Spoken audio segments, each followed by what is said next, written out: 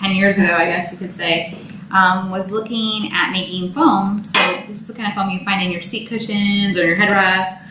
And normally it's derived with petroleum, but replacing petroleum with soybean oil. So what you do is, you start with the soybean, you crush it, and you get like vegetable oil, and this is the same type of oil you would find in the grocery store. And then we have to do a little chemistry to turn it into this polyol, and then we're able to react it to form the foam. So instead of having 100% petroleum-based foam, we have soy-based foam. And by doing that, we were able to successfully put it on our first vehicle back in 2007, on just one vehicle, and now it's on all of our vehicles in North America. And it's on headrests, seat cushions, seat backs, as well as the headliner. There's foam up there. And by doing this every year, we save around 4 million pounds of petroleum. And we reduce our CO2 emissions by over 15 million pounds. So it's like, you start off small, doing like a small research project, and then it's just amazing the impact. And migrating the soy foam technology to all of our vehicles, we're able to reduce our petroleum usage by 4 million pounds every year and reduce our CO2 emissions by over 15 million pounds. And that's equivalent to planting like 3 million new trees every year. So when you think about the amount of CO2 savings, just by making this change going from petroleum to soybean oil. Now a lot of our plastics are made stiffer or stronger by putting fiberglass or minerals like talc in them. And what we're trying to do is replace those reinforcements with natural materials like wheat straw that you see here. We've used hemp, we've used cellulose, all sorts of different types of natural fibers.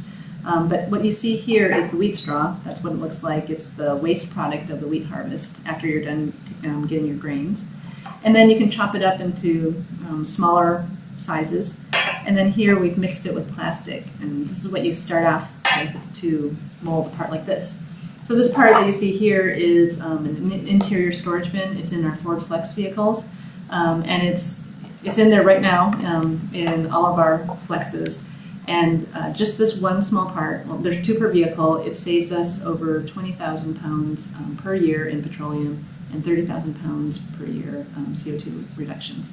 So a small part, but we do have an impact on the carbon footprint. But what we would like to do is kind of the same thing as we did with the soy foam, where we can migrate to other applications and other vehicles as well.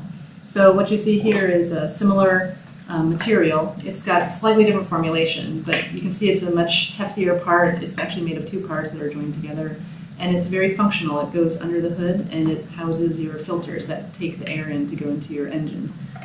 So it does undergo higher operating temperatures and pressures and things like that. And so these are the types of things we're investigating to see if we can migrate the technology and reduce our carbon footprint even more. Here we're starting with corn and making a plastic that's 100% from a renewable, such as corn or anything that has a high sugar content, and making it into something like this.